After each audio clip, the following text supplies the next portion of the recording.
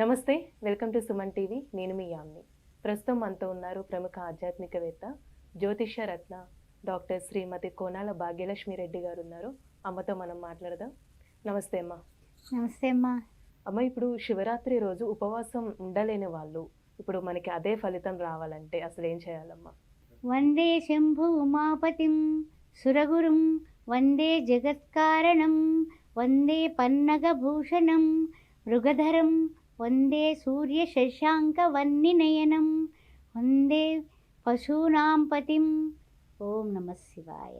పశూనాం పతిం, అరిషడ్ వర్గాలకి కూడా లోనైనటువంటి మానవుడు పశువుల కన్నా కూడా జంతువుల కన్నా ఉత్తమమైనటువంటి జన్మ మానవ జన్మ ఎత్తాడు.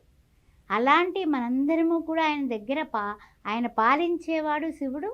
మనందరము కూడా పాలింపబడేటటువంటి మనిషిగా జన్మ ఎత్తినప్పటికీ కూడా కొంత పశు ప్రవృత్తి వదలట్లేదు. కాబట్టి మనలాంటి వాళ్ళని సంస్కరించడానికి ఈశ్వరుడు చెప్పినటువంటి కొన్ని విషయాలను మనం చెప్పుకుందాం. ఏంటంటే, నీవు అకార ఉకార మకార తత్వమైనటువంటి ఉమా అని, అంటే ఉమా ఈశ్వరుడు మహేశ్వరుడు, ఉకారం ఉమాదేవి అయితే మహేశ్వరుడు మకారం. ఈ యొక్క శివతత్వంలో ఉన్నటువంటిది ఏంటంటే, పంచాక్షరిలో ఉన్నటువంటిది నామ మాత్రము చేత ఆయన వరమిస్తాడు. సరే, వీళ్ళందరూ కూడా ఏమన్నా రోగగ్రస్తులు ఉంటారు, బాలింతలు ఉంటారు, తర్వాత కుదరని వాళ్ళు ఉంటారు, లేకపోతే కొంతమంది ఋతుక్రమంలో ఉంటారు, కొంతమంది మహిళలో ఉంటారు, కొంతమంది ఏమో చూస్తేనేమో హాస్పిటలైజ్డ్ అయ్యి బెడ్ మీద ఉంటారు ఏమా, కొంతమంది చిన్నపిల్లలు ఉంటారు. వీళ్ళందరికీ శివుడు అంటే ఏం తెలీదు. శివుడు అంటే బొమ్మ మాత్రమే తెలుస్తుంది, శివలింగం ఇలా ఉంటుంది అని తెలుస్తుంది. అయితే ఆ పిల్లలు అడుగుతూ ఉంటారు, ఏమని, శివుడిని అలా హత్తుకుని ఉన్నటువంటి బొమ్మలో ఆ పిల్లాడిని నేనేనా అని అడుగుతారు. అంటే ఏమిటి, మార్కండేయుడు వృత్తాంతం. అక్కడ మనము స్మరణ మాత్రము చేత శివలోకం వెళ్ళాలంటే మనం పూజ చేసినా చెయ్యకపోయినా మనము పూర్తిగా అంకిత భావంతో శివా శివా శివా అని పిలిస్తే, ఒక సాయి భక్తుడు ఆ శివా శివా అని 10 సార్లు పిలిస్తే బాబా గారు అన్నారట, గట్టిగా పిలువన్నారట, ఇంకా హుషారుగా పిలుస్తున్నట్ట.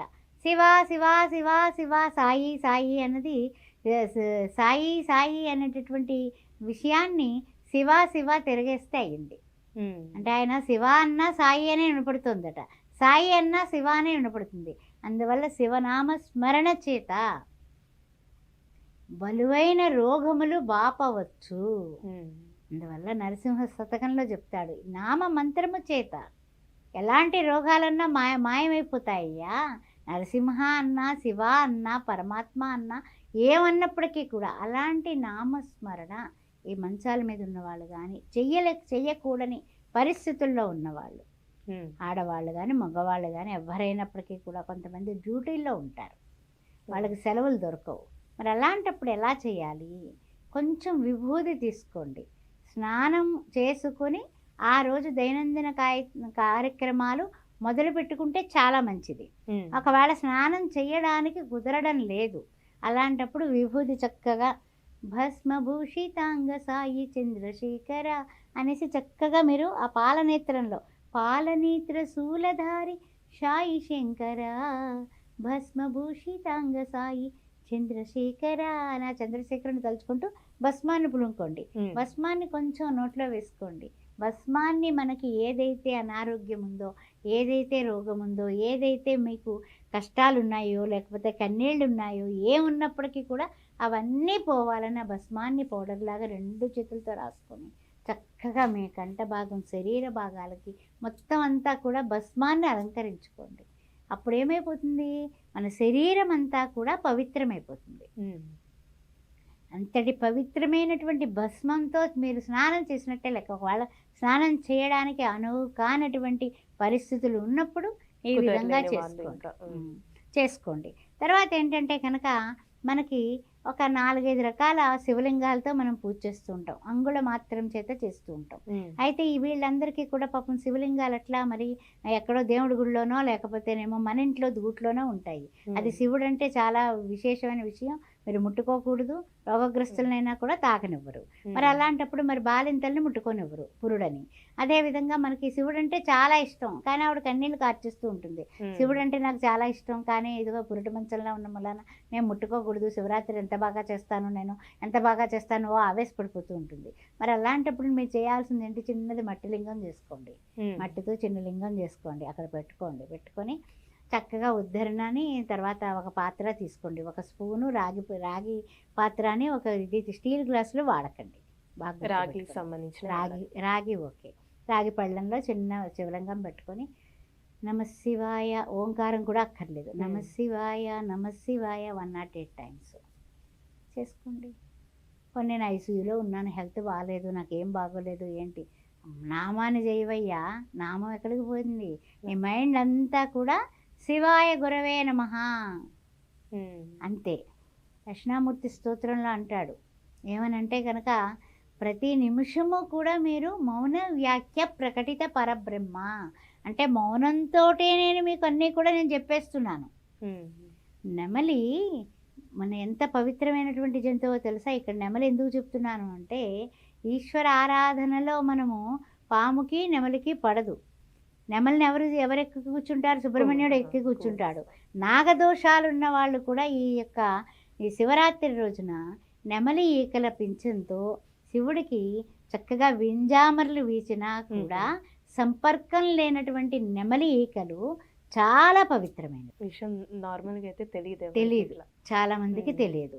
అలాగే ఈ నెమలి ఈకను తెచ్చుకొని అనారోగ్యంతో ఉన్నవాళ్ళు కానీ, లేకపోతే ఏ విషయంలో అన్నా సరే మనం ఏం చేయలేకపోతున్నామని కానీ, ఆ పాజిటివ్నెస్ పెరగడానికి తల కింద పెట్టుకుని నిద్రించండి.